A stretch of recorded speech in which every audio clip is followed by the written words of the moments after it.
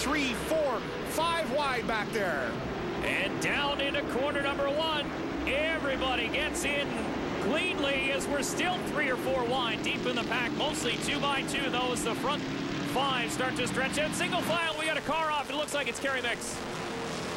On board with Todd Nickel in that Norton Chevrolet. He knows his way around this course. He's got several races under his belt here before. Andrew Ranger jumps to the lead off pole with his teammate Alex Tagliani, a rookie here in the NASCAR Canadian Tire Series. But as we've mentioned, he does have a number of laps here in Edmonton in an open wheel car, but this is a vastly different feeling when you're in a stock car.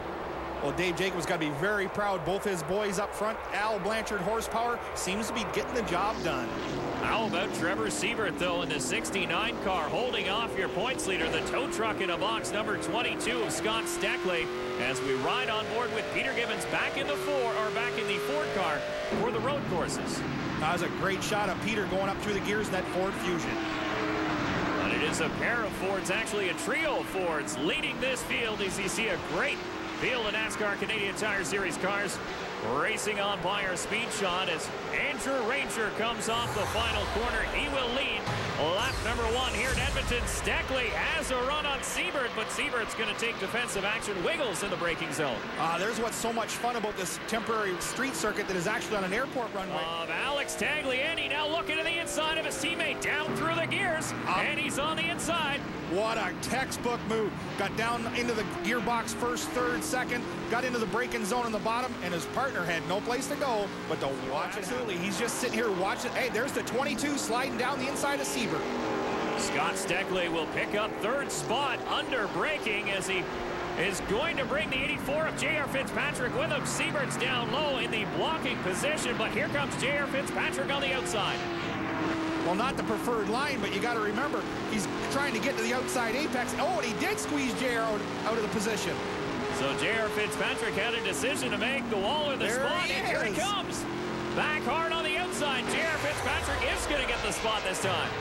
The young lion, J.R. Fitzpatrick, we've seen him go the outside at Mossport in the rain to get the lead of that race. And once again, he goes the big side. Down the inside again. Here comes the full throttle energy drink, car 19.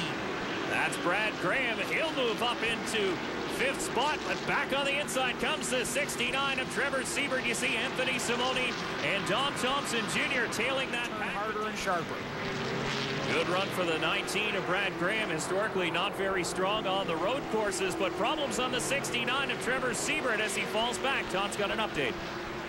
Fellas, yeah, the 69 car of Trevor Siebert has lost a little bit of ground. Problem seems to have neutralized, though. Initially, he thought he had a tire going down, and that's why he lost a couple of positions. Hanging on right now, the 17 car of DJ Kennington having trouble getting by him. We'll see if Trevor Siebert can hang on. The 69 car, as you see Brad Graham hopping the curb, but there is the 4 of Don Thompson Jr. into the 95 of Anthony Simone, and Don Thompson will move the home hardware number 4 off of position. The Interstate Batteries 18 is off the pace in the 84.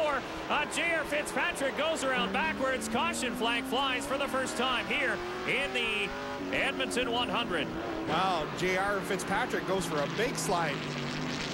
We'll have a look on the replay here, see if we can see what happened. The caution brought out for the stalled number 18 of Kent Noon, but have a look at this.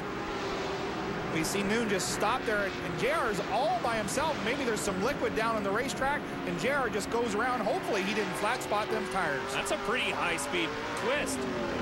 Oh, look at that. There's a great replay. Do you hear the engine go up? Instant RPM. That means there's fluid on the racetrack. He was hard on the throttle, and around it went.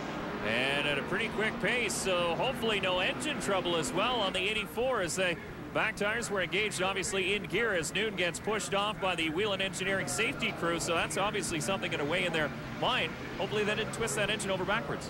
Well, JR is a great little shoe, and he'll put the hurt on it for sure. Forward for the road course. There goes the Dodge Caliber SRT4 down pit lane. Billy, what are the drivers thinking now as they head for their first restart of the afternoon? Well, excitement levels up. This is when everybody's closed up. You can gain some spots. Got to get through the gearbox real fast. Don't miss a shift. Green flags back up, and they power down the front straightaway, heading for corner number 1. Look at the drivers start to fan out. As they fan out, we're 3 wide back there in the field. DJ Kennington up on the outside. Here comes Scott Steckly in the tow truck in a box 22. He'll take over 2nd spot. Wow, he diamonded that corner off real nice. Got the position just as smooth as silk. And So Trevor Siebert now tucked in behind the 27 of Andrew Ranger, with the 84 and the 19 also in there. But your leader is still the 7 car of Alex Tagliani, the Walmart Ford Fusion. Number 7, the Jacobs Racing car, now split by the points leader, Scott Steckly, in the tow truck in a box 20. Kennington taking a look down low, under braking into the back of the 19. Wow, Brad Graham gets a little fiberglass help. Whoa, he's in the fence. He launched it, caught that tire wall, and a big off for the 19 of Brad Graham as he tries to get things going here, but smoke coming on from under the hood of the 19 as the caution flag flies. The Glencoe, Ontario native stopped here in Edmonton after a hard hit into the tire barrier. Well, it was just unfortunate. They got to racing, and they were in a kind of a real bad zone where the car was unloaded. DJ just barely touched him. Watch, here we are at the replay. Just barely touched him once. Now the car is sliding. He's trying to catch it, and he just catches the tire barrier. That's a heavy lick in a pretty quick area of this racetrack. Some body damage on Gibson and Waves, so we're back underway. Wow, a couple guys laid back to get a good start, and there's the 22.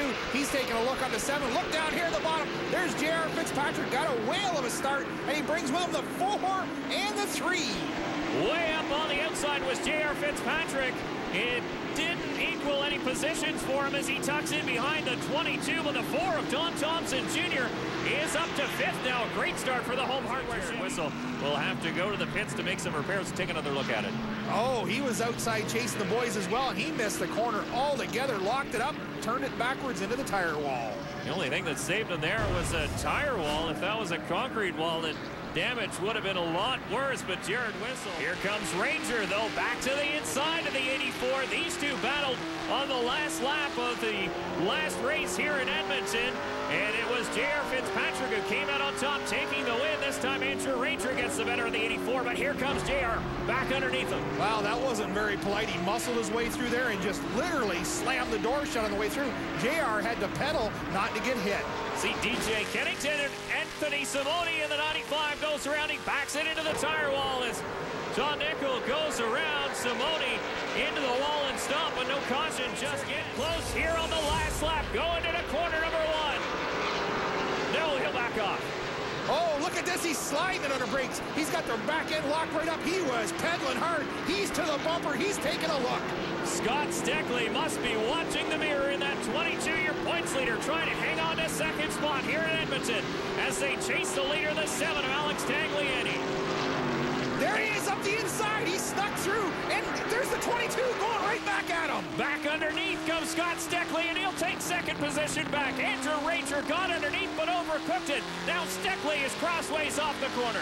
The confidence of Scott Steckly showed there, not giving up. He allowed the 27 to slide through. He did the crossover, and now he's going to cover the spot. Nice and narrow coming through there. He knows there's only one way around. Scott Steckly going into a sword fight with a road race ace as the cars squat down under braking. And he's holding up his end of the bargain just fine against Andrew Ranger. As your points leader continues in second spot, Ranger is running out of precious spaces to get by. One more time down through they're sliding off the corner. Now it's a horsepower race down the front stretch. And it looks like Alex Tagliani as we ride on board with the Walmart Ubisoft Ford Fusion off the final corner. He's going to win the first time in the NASCAR Canadian Tire Series.